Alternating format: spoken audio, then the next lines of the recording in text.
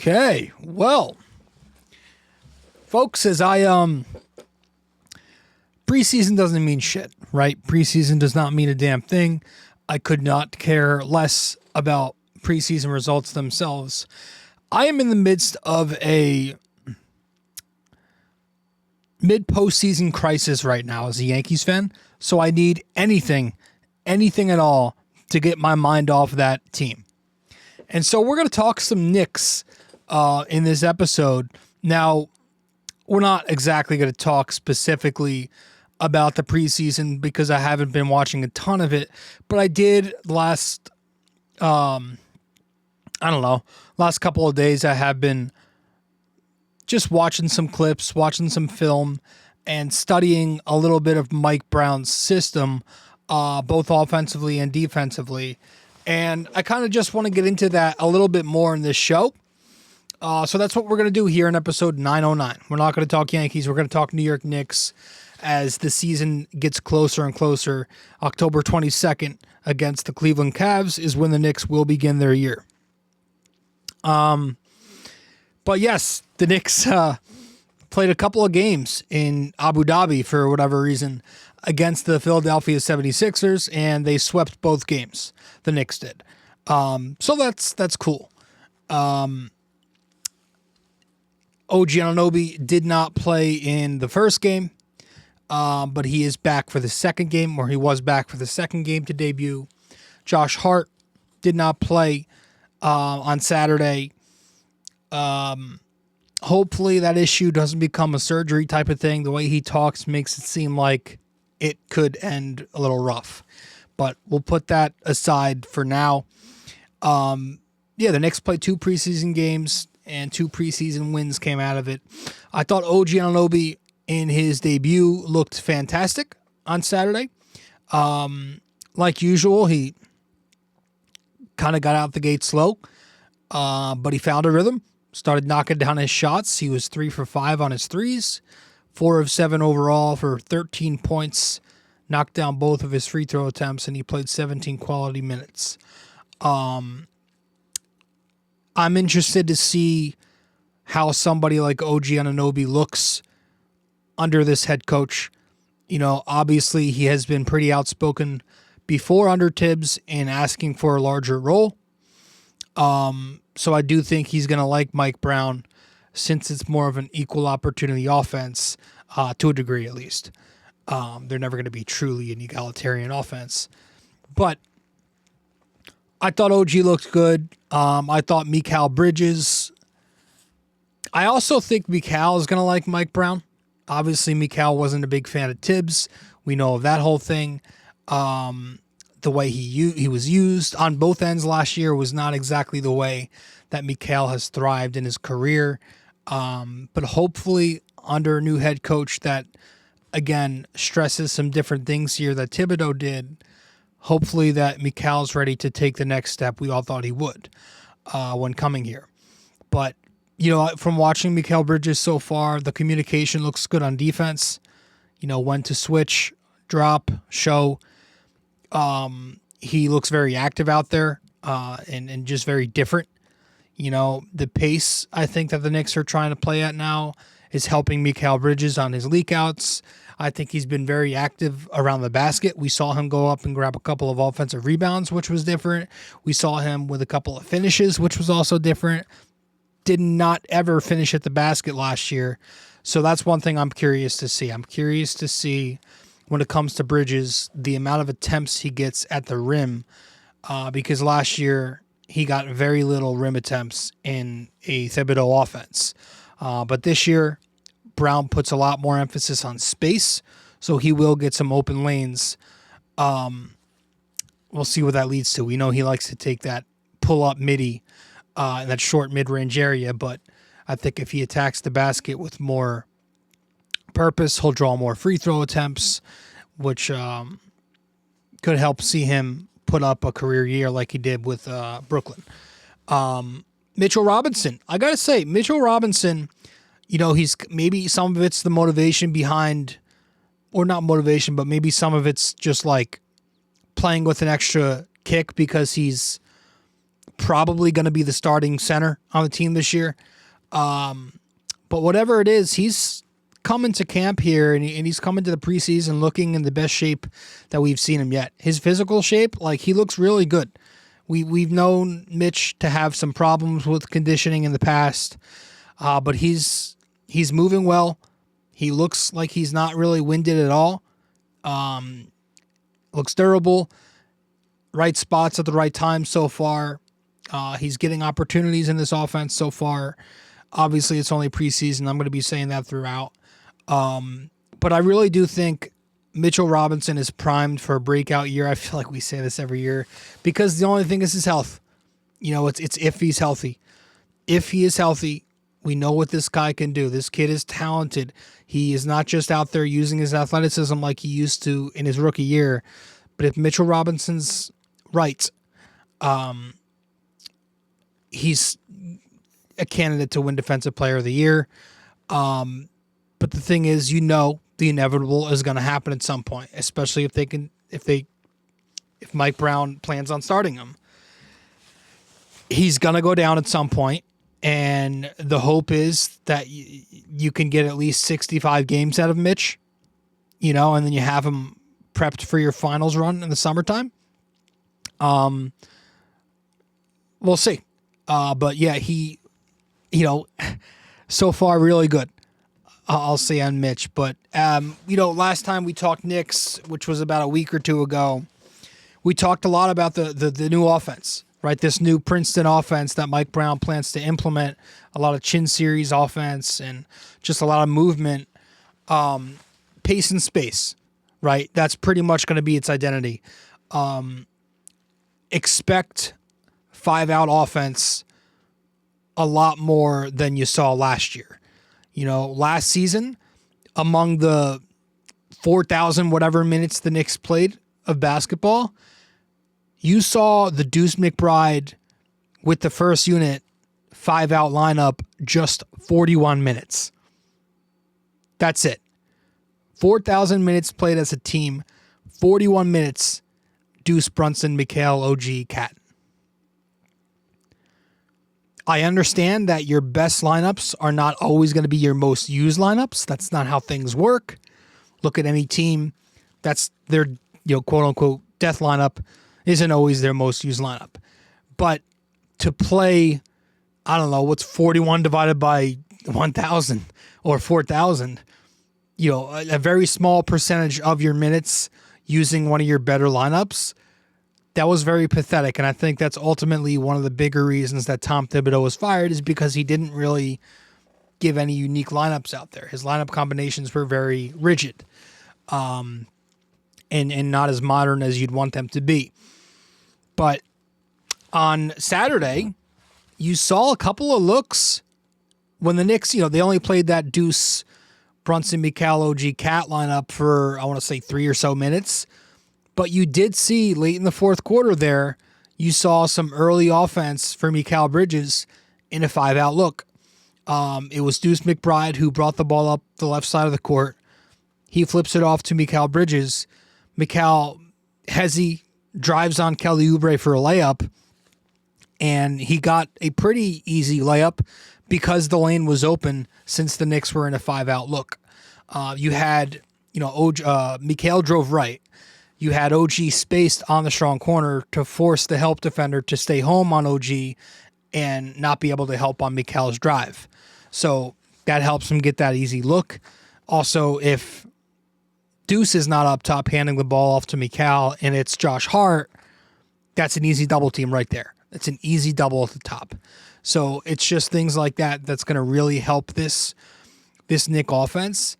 You know, Deuce with the first unit, or really just any 5-out look now that you have more guards on your second unit, should be expected under Brown's Princeton offense, which means at the same time, don't be disappointed or shocked if you see Josh Hart and Mitchell Robinson sharing the floor. If their minutes overlap, that's simply because Brown is planning on going to his 5-out lineup, right? That Hart-Mitch lineup allows Mike Brown to go to his 5-out when both are off the floor. instead of staggering Hart and Mitch, which would obviously otherwise prevent true 5-out spacing, because if you don't play one, then you got to put the other in when the other's off. So I think we are going to see some Josh Hart, Mitch Robinson lineups together. But the deuce with the first unit lineup looked very sharp on Saturday, and I'm expecting a lot more than 41 minutes of that this year. Crazy that was the thing. But yeah, spacing and pacing. Pace is going to play a big role in this lineup, and I want to talk some more about that. It's not just space.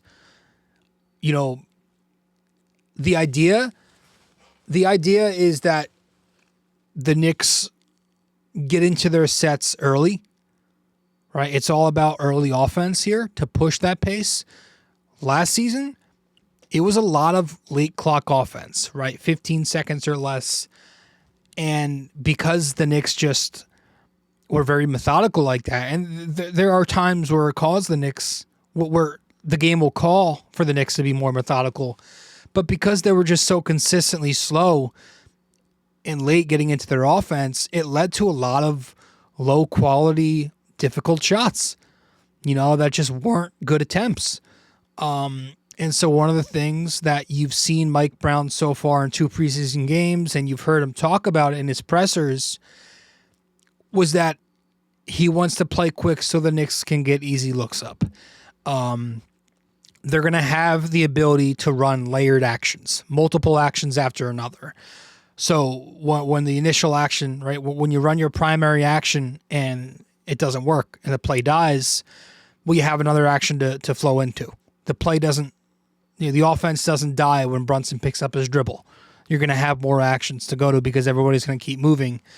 And I think that's just perfect. I think if they can, obviously it's going to take time. If they can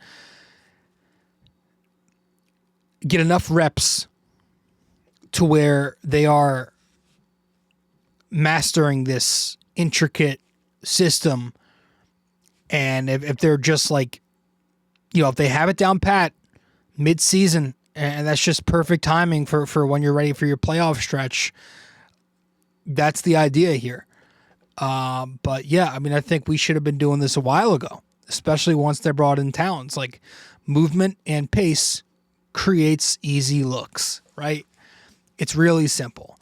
But you're seeing the Knicks so far playing with their heads up in transition and applying pressure on backtracking defenses on the break. You saw some Mikal Bridges leakouts. You saw some Jalen Brunson leakouts. You very rarely saw Jalen Brunson on a leakout under a Tom Thibodeau offense. You're seeing Brunson scoring off the ball. Now, Tibbs did run a good amount of floppy. He liked to run floppy actions for Jalen at the top of quarters, but I'm expecting even more off-ball looks. You go back to Saturday's game. In the second quarter, the Knicks ran a stagger out of a blob set, baseline out of bounds play, for that eventually resulted in a Brunson 3. It was a Brunson 3-point look that he got off the ball. He inbounds it to Yabu, comes off 2 down screens, retrieves the ball off the curl at the top of the key, and it flows into a 3-point shot on the right wing that he knocks down. It was a beautiful play. I went back and picked it apart a little bit, just studied it.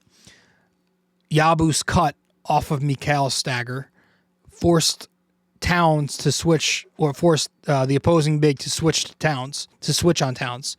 So they switched, so Cat had the right matchup.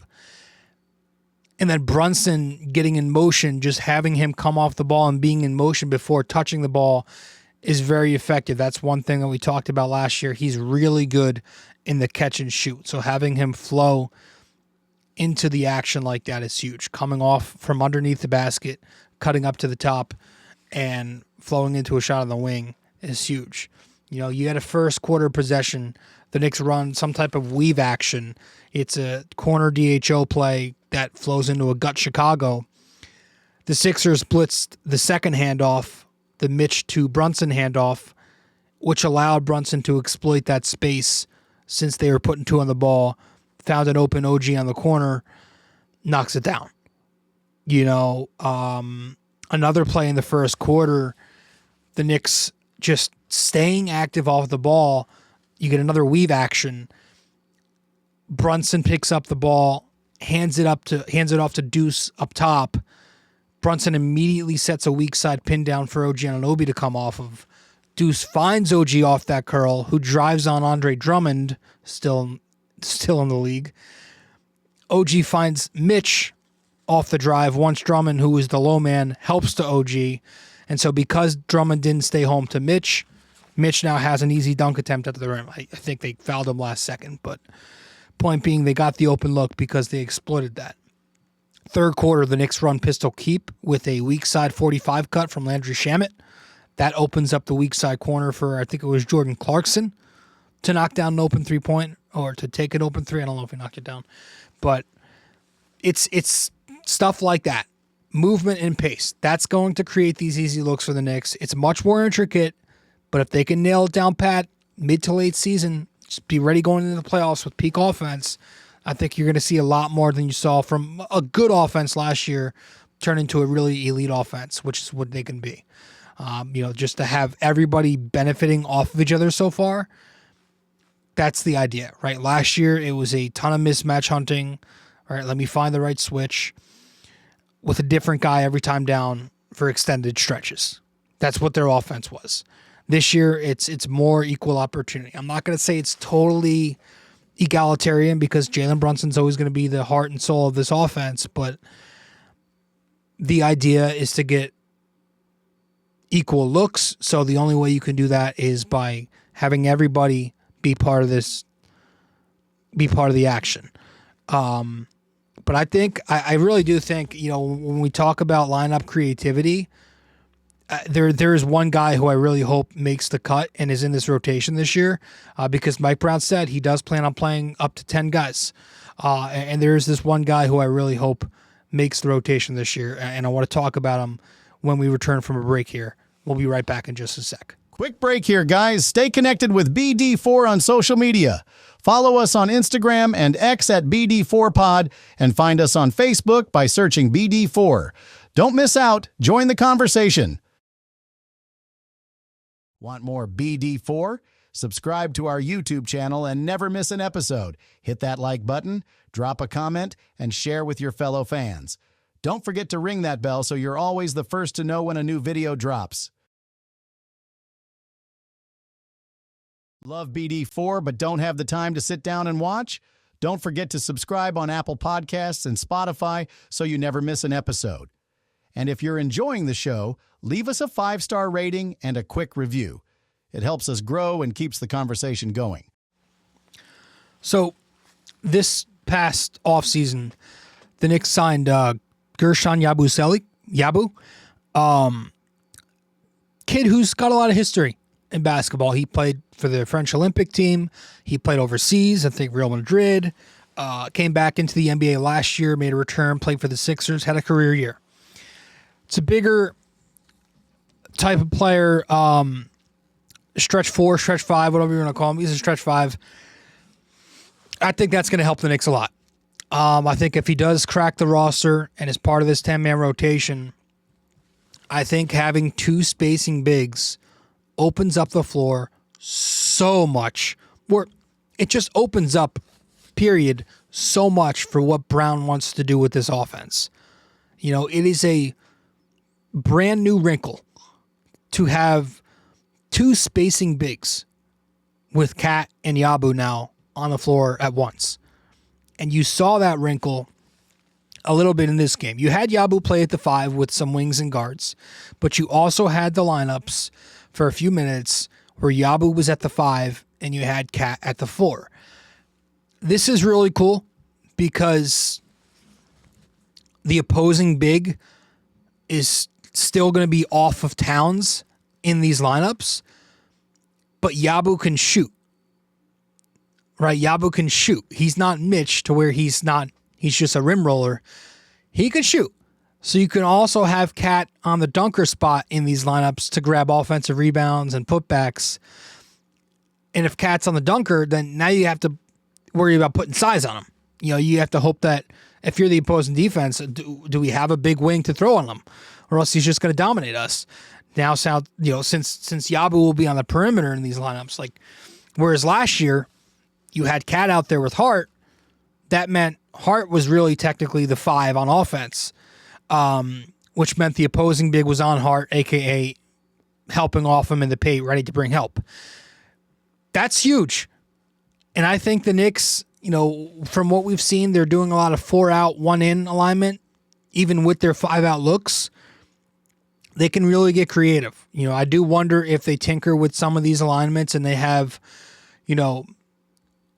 a spacer like OG Anunoby as the 1 in guy on the dunk spot in certain matchups. But you can really do a lot with these Cat Yabu lineups. And I think having him a part of this rotation will be really creative. But we'll see. There's a lot of guys who are trying to get these final roster spots here in camp. But that's all offensive stuff. Before we wrap up here, I do want to talk a little bit about defense because we haven't really spent time talking about defense yet. Obviously, the Knicks defense went through some ups and downs last year, finished strong, had a good defensive series against the Celtics, obviously struggled against the Indiana Pacers where they were just putting Mitch and Cat into multiple actions and forcing them to work staggers, Spain pick and rolls, and it was a mess. From what we've seen so far again, I will say it again, 2 preseason games, okay, 2 meaningless exhibition games in a different country. I've seen some more switching with the bigs, with Towns, which is interesting. That was a whole talking point last year. And drop coverage is not bad. Like, one of the problems last year with Tibbs was like, he made it seem like drop coverage was the devil just because he overdid it. There's a time and place for drop coverage with Cat, but we wanted to see more switching, and we did in that Boston series, and it paid off. But you saw Cat switch onto some wings and switch onto some guards in these past couple of games, especially on Saturday. But one of the things that he's really emphasizing, and I think is going to be an interesting watch here, he's emphasizing gap help. It's a gap help scheme early on here from what I'm seeing. A lot of show and recover, a lot of help and recover. There was a possession where it was just really good defense. Deuce McBride kind of shadows help to Tyrese Maxey. Maxey then hits Deuce's man, who stampedes the catch, puts Deuce at his hips. Deuce is now behind, but the Knicks bring the helper off Maxey to stop the dribble drive. Really good help.